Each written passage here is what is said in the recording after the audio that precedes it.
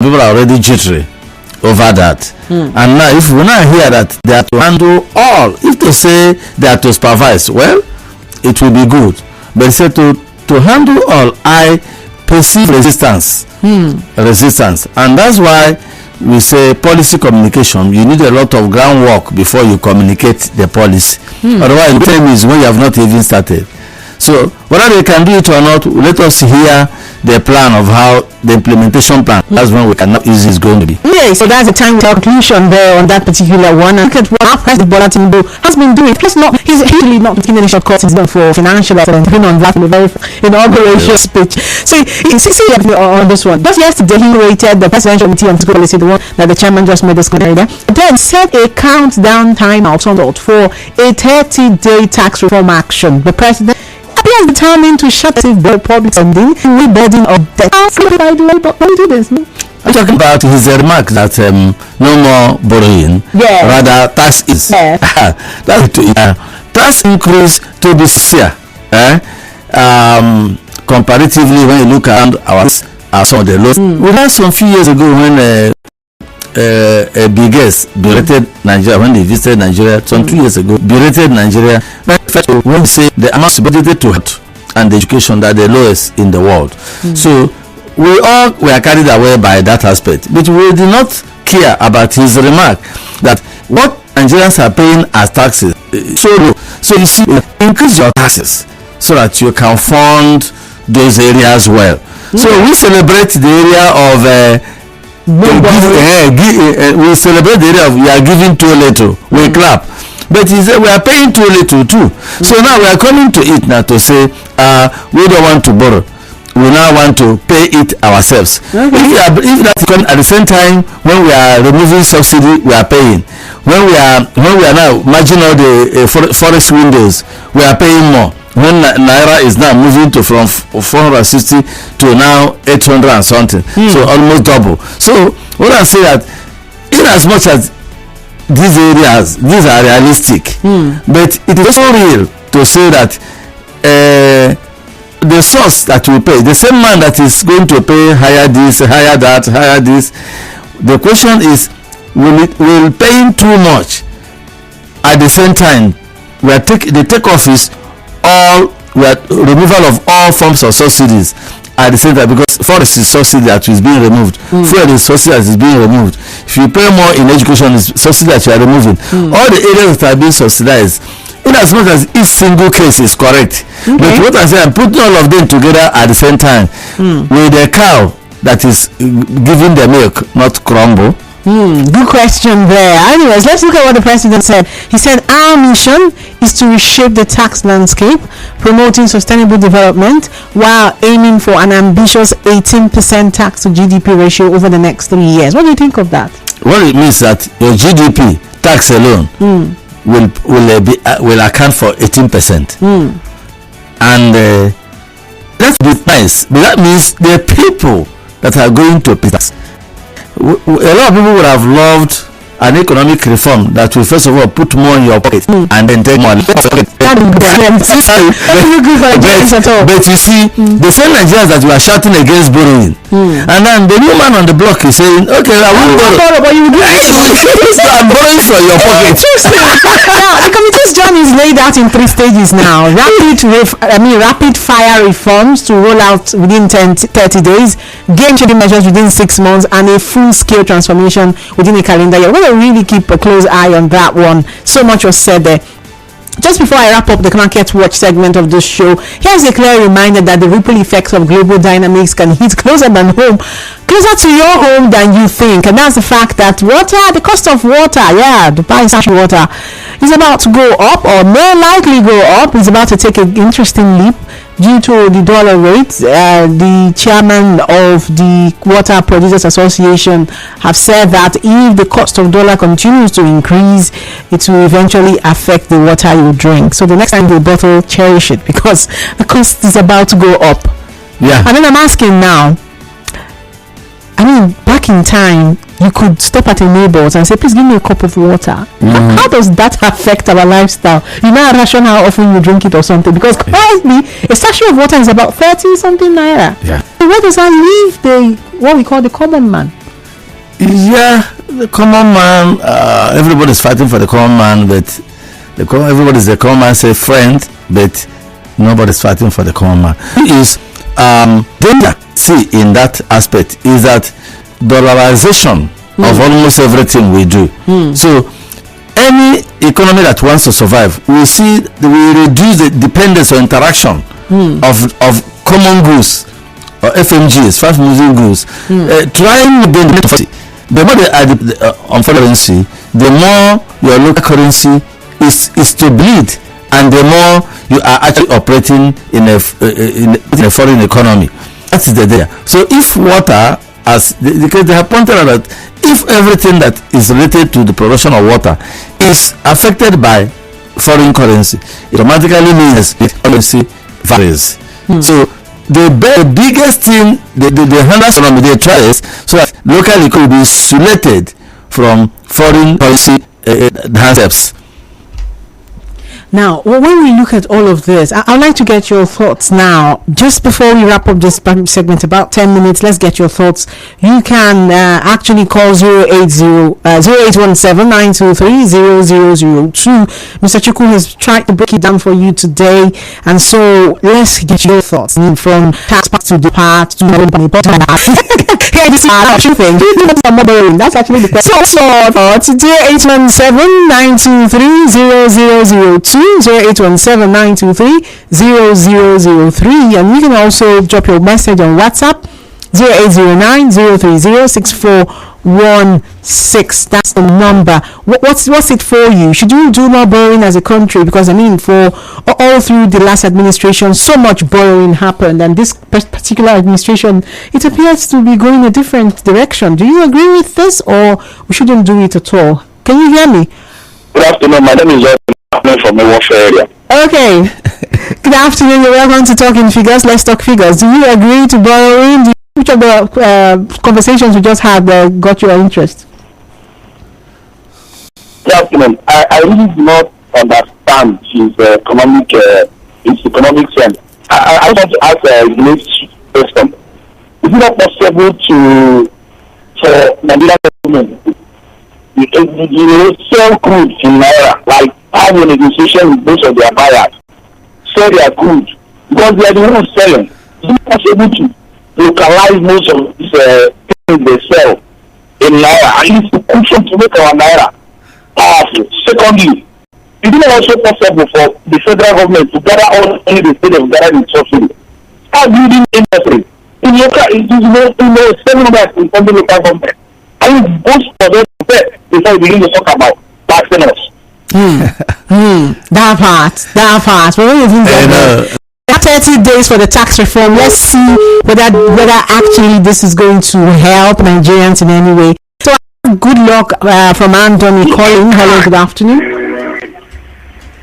Hello, good afternoon. Yes, you're welcome to Talking Figures. Okay. They should not increase the tax.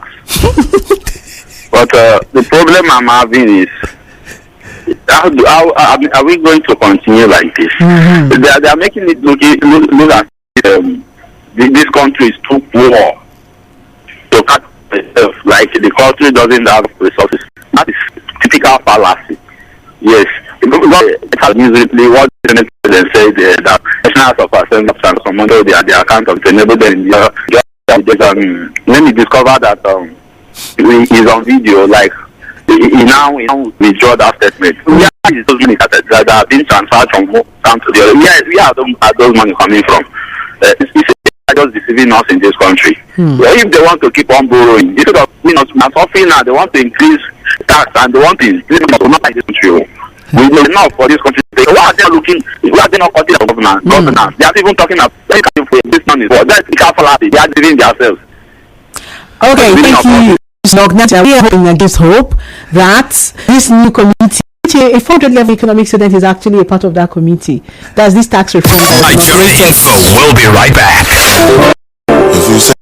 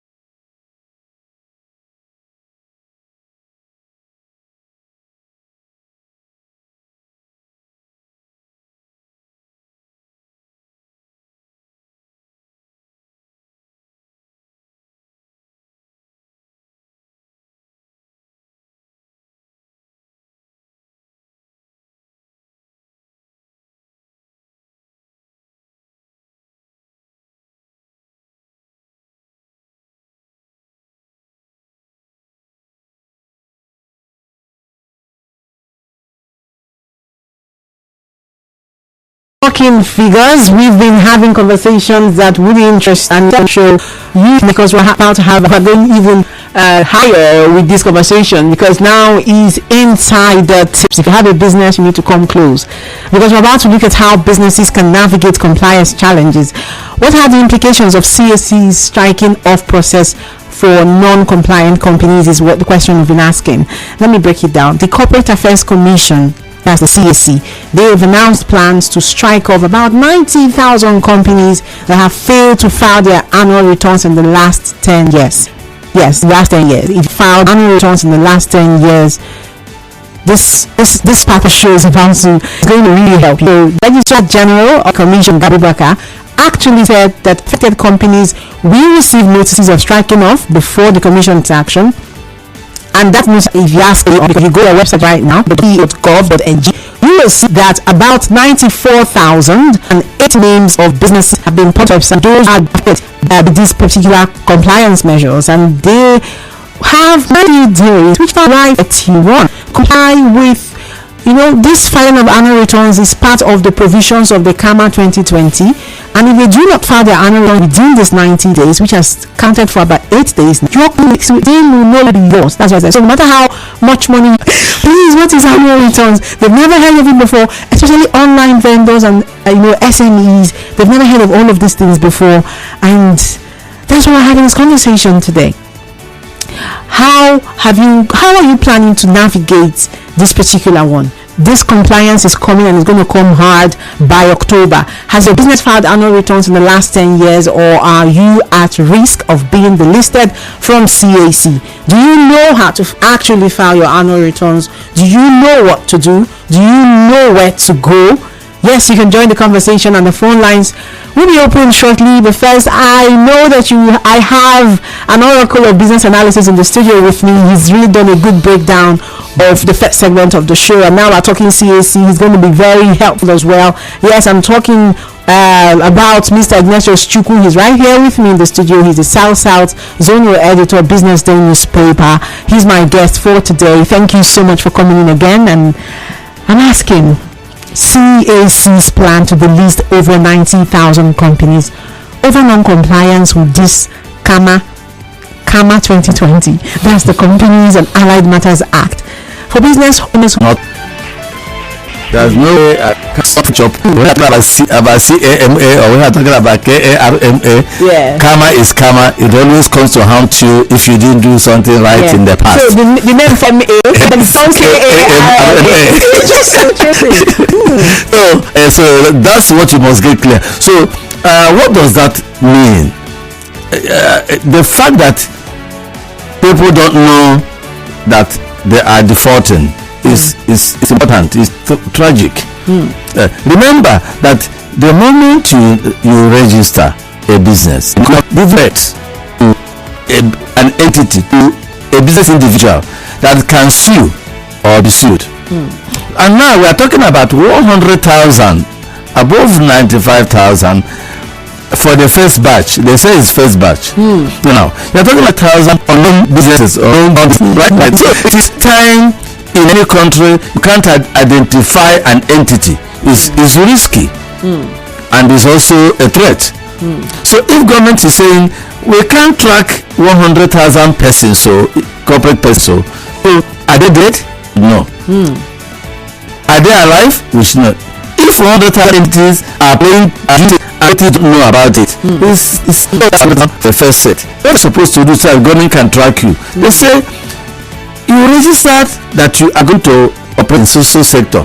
What have you done each year? A lot of people may be saying, if we go and submit an annual report now, I was about to ask you that, because we just talked about income. It's not another plan for them to completely hold you so they can pay this like that. But the tax, you see, whether they are holding you to pay tax or not, you registered. You registered as a business entity, right? Which means you are a corporate person that can sue and be sued, that is consuming space, right? Even if there is nothing you are doing, that name that they did a search, you say, give this name to me alone. So it's unlike as an Ignatius. There can be 1 million Ignatius, it will not block anything. But you're saying this name I'm answering, I don't want any other person to own it. It automatically means that you have blocked other persons from using it. So that alone is an implication. Now that you should pay tax, and filing your annual report does not always mean that you pay tax. But when you file your report, what they have done is to say this is what I will do 1 year. If that you did, requires tax to be paid at the end, to profit and loss tax, your company is generating income government, because if in the process of your business transactions you acquire assets or goods or items, remember that is that being paid along the line. Absolutely. So which means in your cost of transaction you may even be paying tax without knowing. Now, but if at the end they now check your balance sheet, your balance sheet, which is the total result of your in and out of everything that you sold out and everything that you brought in. So when they now check your balance sheet, that tax you are supposed to pay at the end of the balance sheet, you may also not pay. There is a kind of annual report they will file, and it will show to the government that though you transacted actions, but there's nothing to pay tax on, and they will give you they will stamp your papers and you go. Thank God I think the problem is that lot of people think that filing annual returns equals losing some money. Losing money, that's not the case, right? That's not the case. I have a business name, and it has been it is up to date. I belong to an association which says your business name must be up to date in tax every year. It's a condition for belonging there. So what I'm trying to say that is not compulsory. But you see, zero tax. Your filing can show that you have zero tax to pay, but refusing to file that your zero tax can now bring plenty hundreds of thousands of penalty. So now if they want to fix this, they're going to lose money, right? If they want to fix, if they say you have not filed for 3 years, it means that your auditors or your accountants, external accountants, will have to assess your books and do a filing that shows that though you have not filed for many years, but that you didn't make profit. What I mean is negotiable. When they go there, right, that you did not file at all is punishable. But it does not mean that immediately you file you must pay. If you file and you are not supposed to pay tax, the zero tax requirement to be returned, in which case you do not pay. But it is this being in the dark, not filing, that will be a little problem. But we know that they are giving the 90 days window. I want to appeal, but if those businesses fall under SME, I want to suggest that they should give them penalty free 3 months, so that they will clear the backlog of tax of filing they didn't do. I like where you just entered now, because I believe that those are the people that this will go, the informal sector. Yes.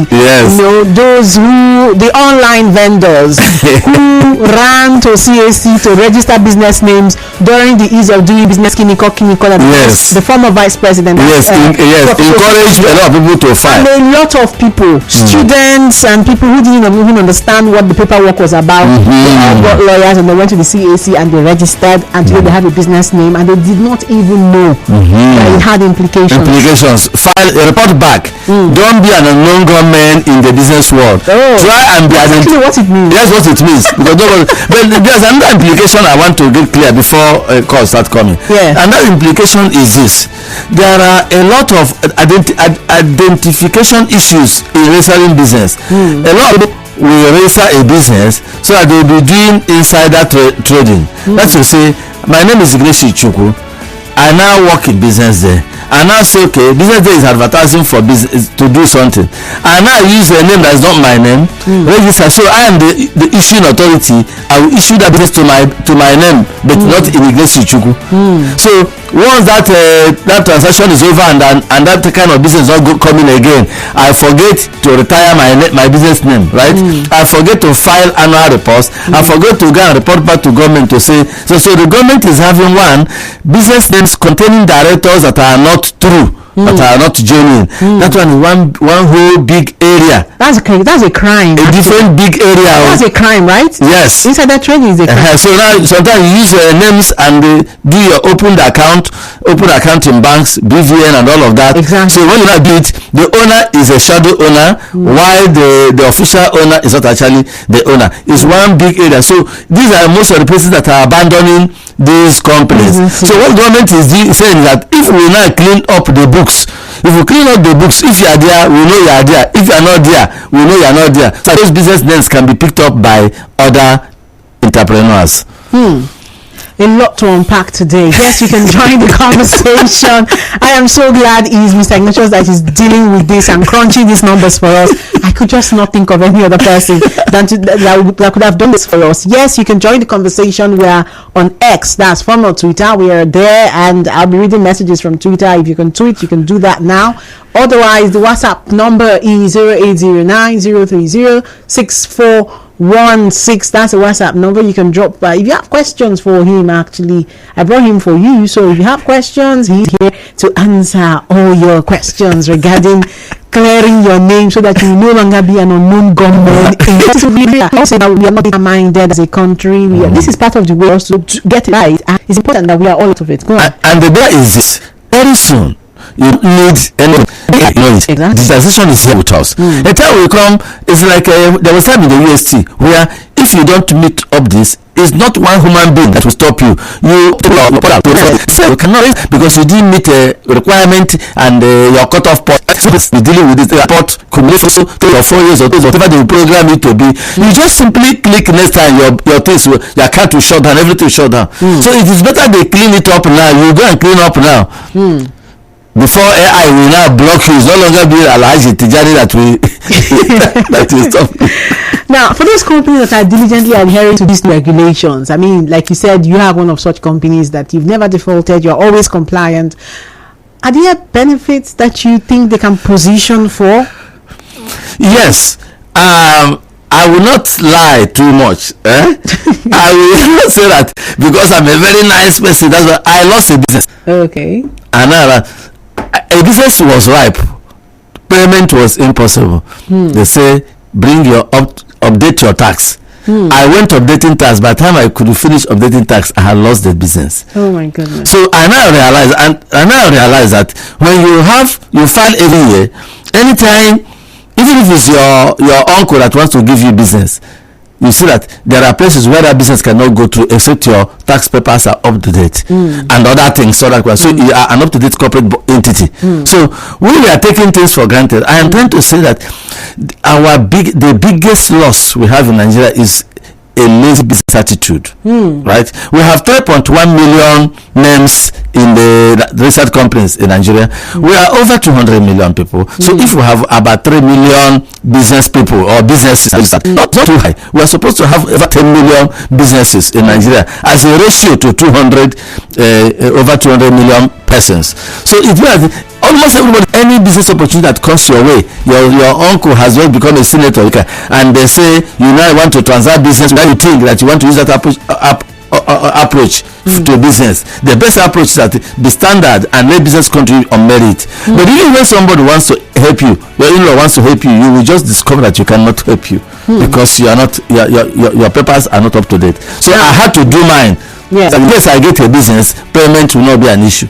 Now, that's a very profound example that you've given there. When you look at how sometimes Nigerians are very, are very passive towards positioning themselves for opportunities. Yes. And I remember 2 episodes ago, we had a business expert talk about look at what the president had said, one of the broadcasts, where he said 75 billion will be going to manufacturing sector, and then about 150 billion will be going. So different categories.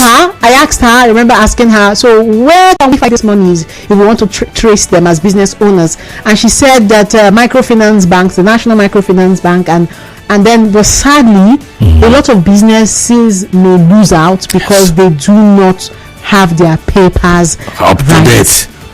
Now, when we look at this and we're trying to help people clean up, where do we go? You've told us what to do. Now let's look at where do we go? Is it online? Which office if it's physical? No. When you come to filing your papers, if you go to CAC right now, along the road before CAC, by both sides, but especially the side of CAC in Port Harcourt, that's what, former Danjuma Drive, I don't know the new name now. You see, there are people who hang around. There are accounting offices that send I don't want to call them touts or agents. They are hanging around. Do you want to do this? You want to do registration? You want to do... Describe the place again. Are they reliable, these agents? Can we rely on them to help you sort out your paperwork, or should we be asking for actual tax consultants? You see, what somebody sometimes when they open newly, they are not grounded. They do taxing or use a third party system. Okay, I go and start certified and chartered persons in accounting and audit, and they are professionals. So when you are arrived there, you see their symbols on the road. Some of them are also at why they hang around at ACAC is that's where corporate transactions take place. Okay. So they will not say, okay, do you want to file this? Do you want to do anything? I am trying to answer your question, which is to say the least place where to get those persons. If you are going to do affidavit or filing in the court, around the high court, you see persons who will come and welcome you, greet you very well, and ask you what you want to file. They will, even if they are not the one to do it, they will not guide you to the proper office where it will be done. What I'm trying to say is, if you want to do it, there are low scale areas people can welcome you and then show you what to do. If they do it and they file it in FRS, and when they file it and it is done and you get your documentation, how will you doubt it? FRS has given you, it cannot be done outside. You can also follow the person into FRS because there are several offices in FRS in Port Harcourt. So, and all of them have But you cannot do it yourself, like to save costs yourself. but if a professional has to stamp it. Okay. Now let's go to WhatsApp before we continue this conversation. I have a message here on WhatsApp that says the person with you made a point that things ought to be put in place before all these reforms. The whole thing shows that the person on seat has no plan before now. Please, when will the judges give their judgments? Anyways, there's another question. It says, is church also involved in annual filing? The same person is asking. I hope we know that a time in the past it was a very big issue. Yes, I think CAMA 2020 says that churches should file. They say churches that are registered under Part C of the CAC. They now say, and you know, if you look at that their registration very well, you see at the end you see one small INC. That INC is incorporated, so it becomes a corporate body. So when people go to register, you know, it is the type of registration you did that will tell me what to pay. And they say, and for you to do business as a church, it's a churches that are doing business should pay tax on the business aspect, not on offering. Okay. Not on offering and tithe. But if that same church has vehicles that are running on the road belonging to the church, they say that the vehicles, the income they make, and the drivers of those vehicles should pay tax. So it depends on the kind of registration the church did. But CAMA, it was a very volatile issue when it came up. Yes, I remember that. It was really debatable at the time. So we have another message that says, good afternoon. Please recall that federal government had promised to eliminate multiple taxation by reducing tax portals to less than 10. I think it's also in line with what I talked about today, where they want all the revenue collection to just be FIRS. Yes. But then today, the same administration is talking of increasing taxation. What an irony. I do not think, we are just predicting that that's what it's going to mean. Is that correct? Yes. That the tax reform cannot help that. Our in and out are equal now. Okay. The total amount we make we make as income is equal to the amount we use to service our loans. Okay. So for you to do new big things, big ticket things, you now need to borrow again. That's when you get, that's what they call debt overhang. When you're owing, you earn 100,000 naira a month, you owe up to 5 million, and you and them agree at every month drop 100,000 to service your loans, your various loans. So you earn 100,000, you drop 100,000 to service loans. It means for you and your family to eat any one more meal, okay, there has to be another borrowing. So the man on the block now is saying, we don't want to borrow again. So if you don't want to borrow externally, and Chama, let me clear this thing. For many years here, I've been in this studio to say, remember, oil used to clean us up.